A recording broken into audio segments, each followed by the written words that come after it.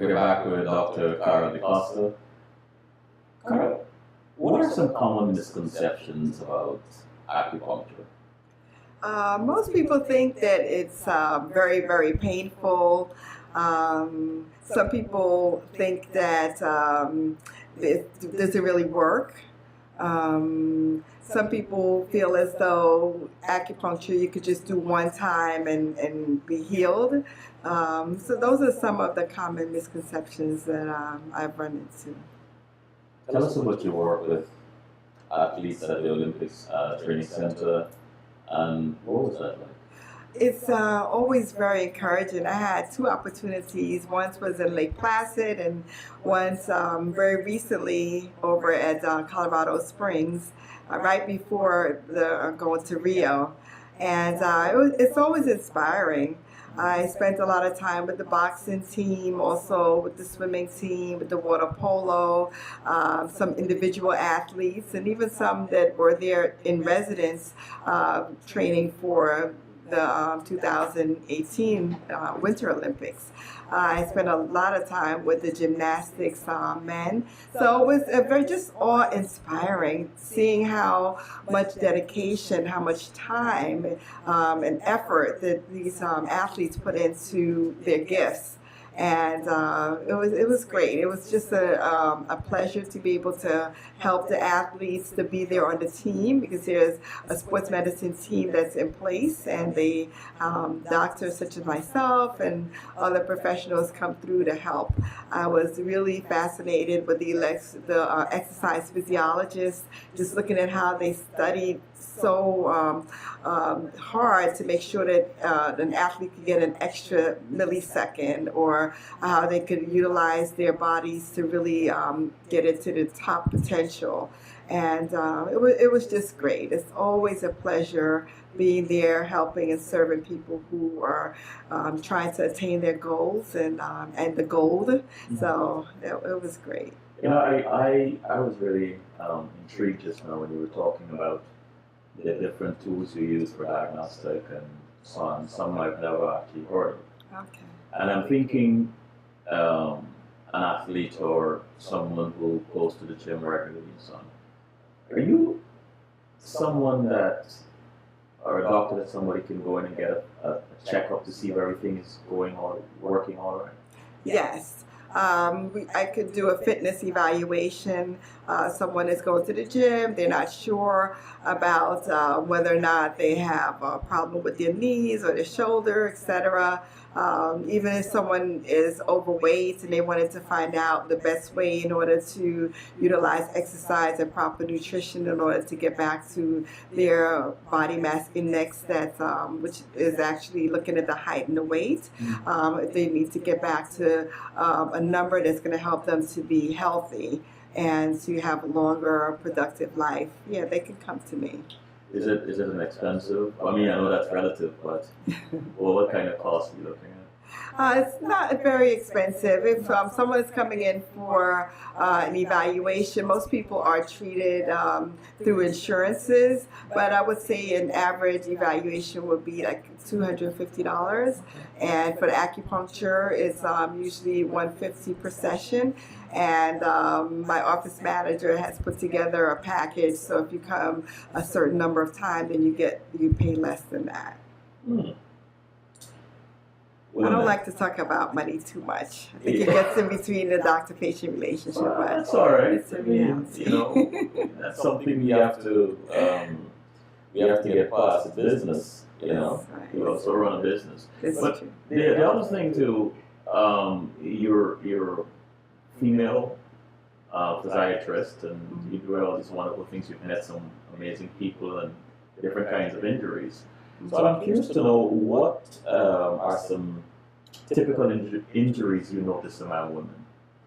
Well, one thing that stands out is the ACL tears. Women have sometimes up to 11 times the amount of ACL injuries in comparison to men.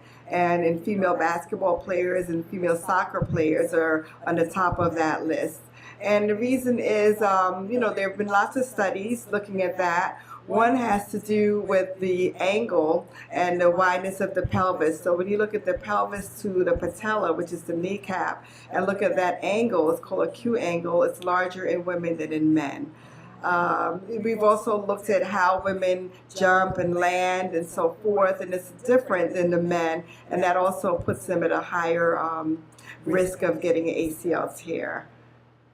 Any standard advice you usually give your female patients, especially if they frequent the gym? I don't usually differentiate that much between the men and women when they go to the gym, but for everyone, it's important for you to make sure that you warm up first and also cool down, and make sure that you stretch after. You don't want to do a lot of stretching of cold muscles and cold tendons. If you've been at the gym bench pressing 300 pounds and you stop for about several weeks to a month, don't go back and try to do the same thing. Because I've had people who say, oh, I bench pressed 300 pounds, mostly, the guys, and I took off a little time and I went back, and now, my neck is hurting, I'm having numbness in my fingers and so forth. So you always go back and go gradually. Same thing if you're running, you're running like 10, 20 miles and you stop for a while, then you just start back slowly, or half a mile, and build back up to get the body acclimated. Avoid things like stress fractures. For women, female athletes, there's something called a female triad, which is osteoporosis and also anorexia. And that's something that, could really affect the women. So you want to make sure that you are, the third one was amenorrhea, and for younger women. So you want to make sure that you take care of yourself, that you make sure you eat properly, so that you don't get the osteoporosis. The amenorrhea, meaning that you may miss menstrual cycles, and usually happens with women who are very athletic and really train hard and run hard. So those are things that you need to be aware of. Osteoporosis, which can happen, is also something that you really have to be very careful about. Make sure that you have your vitamin D intake, a supplement, and make sure that you continue to strengthen the muscles, which also will have a positive effect on your bones. In joint injections, Yes. I want to go back there. What are common misconceptions about joint injections that we would like patients to understand better? Okay. One thing is that that's not always the answer. I've had patients coming in to me saying, doctor, give me a steroid injection. I need some cortisone. That's not always the answer. It needs to be evaluated. We need to see exactly what the reason is for your concern and your pain, and then we can decide, okay, whether or not you need a cortisone injection, or maybe you can have an anti-inflammatory medicine first, or physical therapy to strengthen the muscles around the joint. That's one misconception. The other is that you can have as many as you want. Usually it's recommended by physiatrists and orthopedists that you don't want to give more than 3 injections in a particular joint in a lifetime. So it's not something that's to be taken lightly. When you're getting injections of steroids, it could actually cause a breakdown of the cartilage. It could cause problems with your tendons. So when you have steroid injections, you just know that there's a limit to having those. So, can you tell if a new patient has had steroid injection before?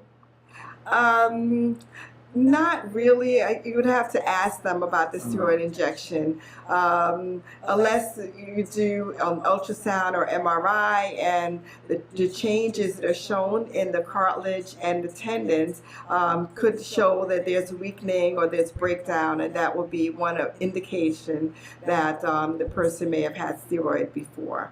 What was one of the most intriguing or challenging cases you had in your career? There have been so many.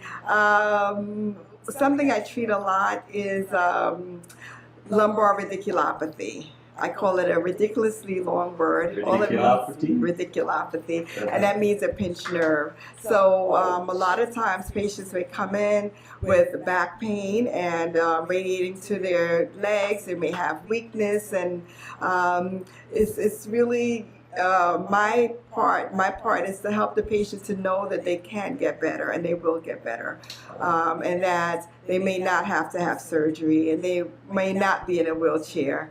So it usually takes about a year for the most part for a pinched nerve to heal on its own. But by doing physical therapy, sometimes getting epidural injections, things of that nature, even by mouth steroids help to speed up the process of healing.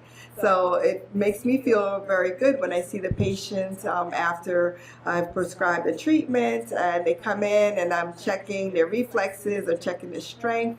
That usually is affected when you have a pinched nerve, and they're better and they're able to do the things that they used to do, and they're able to graduate from therapy or graduate from the practice. That's very intriguing and very satisfying for me. I think of another patient who had a meniscal tear, and a meniscus is a cartilage in the knee that is often torn with sports injuries. And she came in and said to me, "Oh, someone told you about me. I'm about to go have surgery. I'm going to get my meniscal tear repaired or fixed." And I said, "Well, let me check you." And I checked, and I felt that she really didn't have all of the common signs that would indicate that she needed to have surgery right then. And we were able to get her back to the point where she went back jogging, did not need surgery, and this was one of our earlier patients. So like 15 years later, she still hasn't had surgery, and she's able to do her activities. You must have some very satisfying moments as a physician, don't you? I do, and I have to tell you that one of the most satisfying moments is just to go in and see a patient and who's smiling and asking me, "How am I doing today?" and just getting that feedback, just that personal interaction, I think is very, very rewarding. You know, in addition to seeing people getting better and seeing them come back to me 4 years later, you know, they had knee pain, and now they're coming back 4 years later with shoulder pain and saying, "Oh, you helped me feel so much better. Now I'm back." I like that. It makes me feel like, okay, we've helped them before and they're back, and we're going to try to do our best to help again. What is most difficult about being a physician? Oh. Okay. The insurance, that's the biggest part. We see the insurance company as the 500-pound elephant in the room between ourselves and our patients. That's the hardest part, because there's so many things that you'd like to do to help the patient that you have to stop during the middle of the day and answer a call to a pharmacist who is saying, "Doctor, you prescribed this medicine, but the insurance is not covering it. You have to call this number to get more authorization, or could you choose something else?" And you feel like the patient could utilize more treatment, but the insurance company says something like, "Oh, that's not medically necessary." So I think that that's the hardest part of being a physician. You treat the patient and you send the bills in to the insurance company, and there's no guarantee that you'll get paid. So that's the hardest part. And I often say that if I didn't really love what I do, I don't know if I would stay in this profession, because of how difficult it is to work with those constraints with the insurance companies. How do you usually get patients interested in taking acupuncture?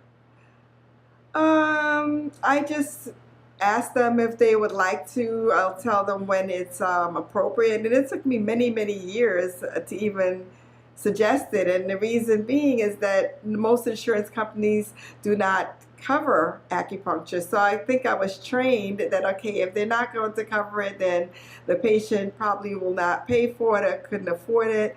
And I now I realize that I should just let the patients know that these are things that are available. If I find that they're taking anti-inflammatory medicines for too much, and which could cause problems with their stomach or their kidneys, I tell them, okay, acupuncture is an alternative that you can use that can help to decrease your pain but doesn't have a negative effect on your organs.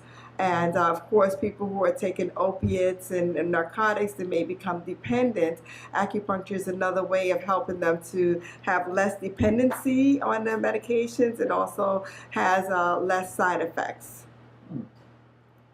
Describe a typical day at work for you. Typical day. Okay, get in the morning around 8 o'clock. And sometimes a little bit before, but if I'm there 8 o'clock, my first patient is ready to be seen, and I see the patient, whether or not it's a follow-up or a new patient, introduce myself, try to find out their history, what the problem is. I try to spend a good amount of time listening to the patient. In medical school, they say that 90% of the diagnosis comes from getting a good history. So I try to listen to the patient, and I do examinations, and then tell them what I found and say, okay, well, this is what I think is going on because X, Y, and Z of these findings. It tells me that you have this problem. It looks like it's coming from a muscle. You don't need to have any surgery. These are the plans. I'm recommending an injection and or acupuncture or physical therapy. And you're going to come to see me and follow up and 4 weeks, depending on what the person presented with.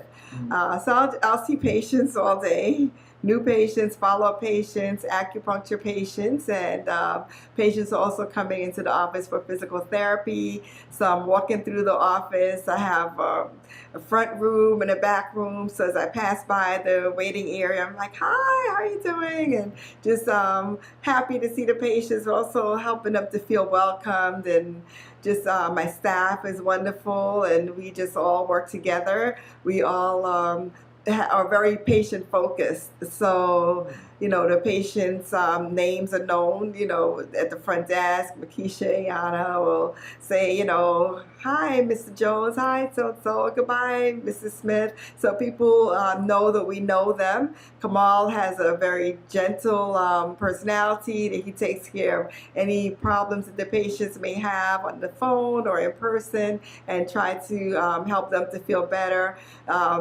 But the physical therapists, the patients just love them, and because they're with those patients at least 2-3 times a week, and just up close and personal, and being a coach, and making sure that they get to do the best that they can do and to be the best that they can be. So I'm doing that, and I'm filling out forms.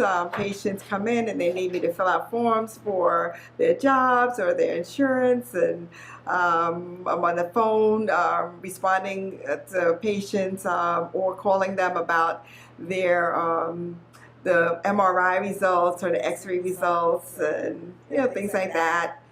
I bring my lunch every day, so I sit in the break room and eat for about maybe 20 minutes, and then run back to maybe meet with Kamal, my office manager / son, and we go over anything that's happening with the business, vendors, and all those type of things. And then I finish, and very hands-on. Yeah, very hands-on. Could be to a detriment, but that's what it is. Let's take a quick break.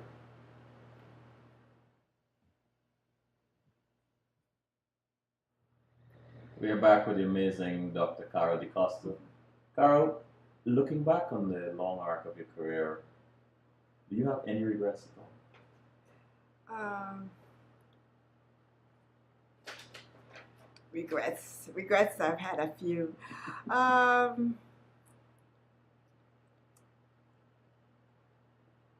It's hard to say. I think, okay, one is probably going into practice with someone else when I really could have done it myself, and so that would have, I think, helped me to not have some of the struggles I had earlier on. Um, Again, I mentioned before, renting as opposed to owning in the beginning. Um, I think just maybe having a better handle on HR issues, hiring people, and being able to fire people. I'm not good at that at all. When are you most happy? When am I most happy? I'm most happy when I'm traveling. I'm on the beach with the sun and just relaxing. I'm happy on the tennis court. I'm happy with family. Love eating. I love eating good food. Yeah. What are you most proud of? I'm most proud of just being the best person I can be to family, daughter, mother, spouse, just whatever, all of the roles, I I'm proud of where I am today, being a little girl from Guyana, Pike Street Kitty, and here I am now, in Brooklyn Heights, in my own office.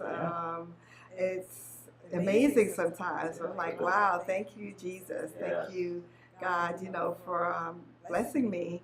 And even though the road has been rough, it's been tough, I never really expected to have an easy life. Nothing has really ever come that easy. And I think that when you have to struggle, then you feel so much better when you have a positive outcome. So I'm just proud of being here. And if you could go back in time, what would you tell the 15-year-old self? 15 years old, girl, things that get a lot better. Things, you're great, you're wonderful. Just have more confidence in yourself. Things like that. The most humbling lesson you've learned as a physician? Most humbling lesson. I would say losing the first patient. I was actually a medical student at the time, and it was very humbling when the 88-year-old woman told me that morning when I did rounds.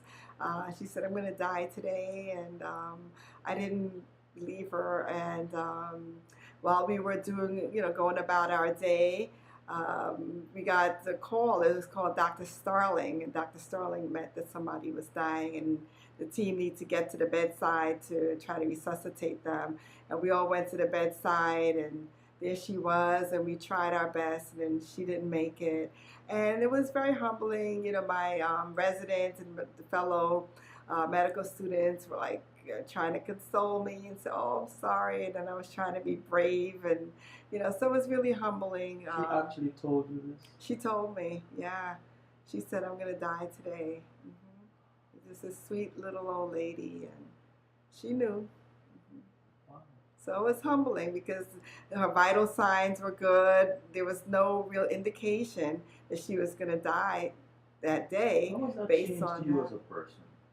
It changed me because everything that's in the medical books and everything that's scientific is not the only thing that you learn in medicine.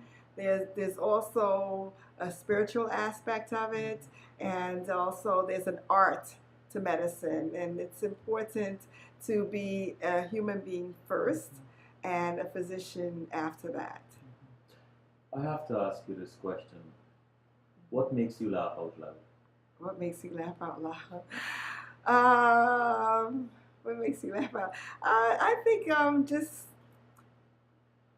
jokes. I think that just being happy, I will laugh out loud if I'm talking to a patient and they say something really funny, like it comes to mind. I was talking to a patient and we were talking about her losing weight, and she said, oh, I have these cookies and I have all these things in the closet, so I'm going to eat them first and then I'm going to go on a diet. I said, so you want your body to be the garbage can and supposed to throw them out, and we both start laughing.